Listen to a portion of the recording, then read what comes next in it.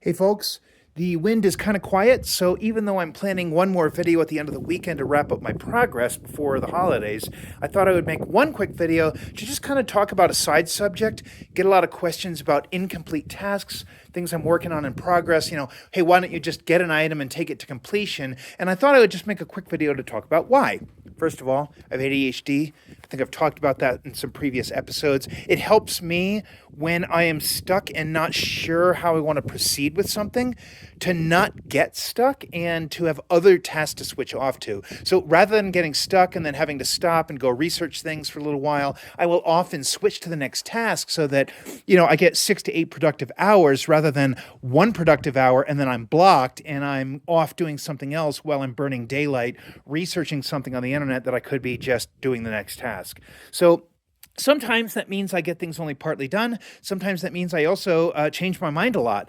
I've been doing that here down in what I think will probably not come out very well on video. It's a little dark down there. But I've been working on bringing the water line up into the house and changed my mind a couple of times on how I want that to happen. I've been working on sinking that last ground rod over there, just to the right of it there. And I've got it almost all the way down and need to get it another 2 feet. Doesn't look like much, but it's an 8-foot rod, so 2 more feet will do it. And I've hit some rocks and everything, so it's just slow going. It is going down like a millimeter at a time, so it's working its way in. But I go out there, it gets my arms sore, use the driver and run it for a little while, and then have to stop and come do other things.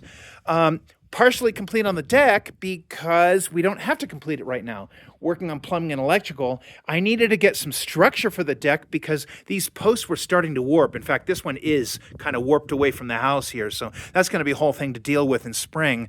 But I don't actually need a deck here until we go for the final sign-off. What I really wanted to do was get the house closed up over here, get the door in place, and start working on the 2 J-boxes for the sconces that'll be either side of the door. So electrical, I do need those boxes in. They need to be in the right spots. So I went ahead and put the door in, but I didn't take it any further than I had to with all the rest of this stuff. So that's a work in progress, right?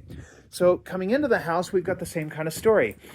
And sometimes what you'll find is that it's also lack of parts. So sometimes I just don't order enough. I bought a whole bunch of outlets, made a mistake. I'm making mistakes all the time, trying to be open and honest about them. And one of the mistakes that I made was I got standard outlets, the ones we all grew up with. And code, especially here, is now requiring tamper-resistant outlets. So I went out and I bought a whole bunch of replacement outlets.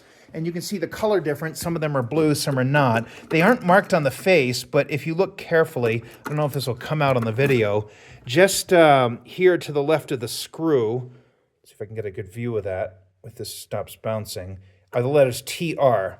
So down here, I don't know if that's going to come out, but these are all tamper-resistant outlets, and they are needed in, well, almost everywhere. I'm going to try to get away with using some of the old ones like behind the stove and stuff and see if the inspector will let me pass with those, but everywhere else I've had to get those. And the problem is I miscounted. There are a lot of outlets. If you took a random guess, and I'll just pause for 3 seconds, hold a number in your head, think about how many outlets are in this place. And if you didn't say 54, you were probably too low. I know I have been several times. So I've got 40 tamper-resistant outlets and need to buy 14 more. So in any case, that's one good reason for scattering the items around where I'm going to be installing them, because it's a helpful reminder that I have all the parts when I get to the next step. Here's a work in progress. Not going to zoom in on this because there's a little bit of sensitive data on those signs. But that is our signboard that's going to go outside and have all our permits on it. We need to display those when the inspectors come in. So I've got to get that mounted. I actually had them displayed. They are, in fact, up out there. Last year's are. And the wind blew the board over and snapped the T-posts. So a couple of steel T-posts, you wouldn't think that they would get snapped easily by the wind, but you get a 50-mile-an-hour wind and anything will break you. Coming into the bathroom here, you can see I've been chipping away at this, so I've got a lot of complete tasks, but one task I have not finished is putting in the stud shoes.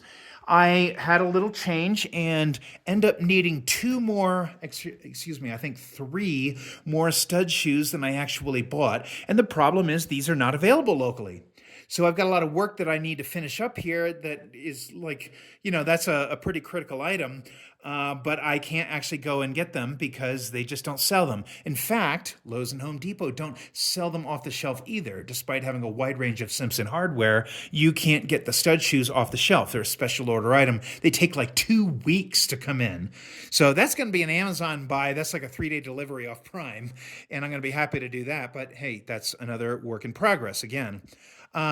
Couple of little bits here. So I put this half wall in, not because I wanted the half wall done, but because I needed to start wrapping my head around the layout of the bathroom and how things like the vanity are going to dead end into this, whether we're going to have a gap or not, and so on. But if you look very carefully, and I'll see if this comes out on the video, it may not, this is actually warped. It's tilted just a little bit right here at the end. Not so much back there. Over here, this is straight and looks really good. But over here on this wall is actually curved that way. And that's just not like bad carpentry on my part, honestly. That's a warped stud. I am just using up all my warped material, all the stuff that I set aside when I was doing like interior walls as not straight enough. You don't throw that stuff in the trash. You use it for smaller bits. So I'm going to have to get under here. There is flex in this. I don't know if this will show up, but I can flex this. So I just need to get down there with a level. And what I've done is I've run this stud down into the crawl space. So this goes down about 12 inches there. What I'm going to do is get down there, get this perfectly flush and plumb. And then I'm going to add some reinforcement below so that this ends up being a rock solid wall. And I've done the same thing with this pony wall here as well. So you can see there's a little bit of light coming in around where I drilled through the hole or drilled through the floor there. And I'm working on that. So all of these projects are things I'm just chipping away at. A lot of times it's because local suppliers don't have the parts that I need. Trying to be very thoughtful. And so what I'll do is I'll get 4 or 5 projects together in my head, make a part list, $300, $400, fine, whatever. And I will bring a whole bunch of stuff down to the property, all different fittings for plumbing, electrical, gas, the whole 9 yards, and then try to put them all into place and then advance every project in parallel. And when I get stuck on something, start making a list again. So my lists are like these constantly evolving things where, if I was in the trades, I'd probably be pre-ordering this or probably even have a truck with every fitting that I need, at least 1 or 2 of, and be able to work things out from that. But I'm not in that situation. I'm not looking to outfit $3,000 worth of fittings in a plumbing truck just so I have something handy. And so little stuff like drop ears, even if you are changing your mind and deciding, hey, maybe we want a rain head. Maybe a rain head would be a really nice thing to put up there. This is the time to do it. So I had to go get a drop ear. Anyway, I'm going to ramble no more. Thank you for watching. And in my next episode, hopefully I'll be wrapping up the weekend's work here.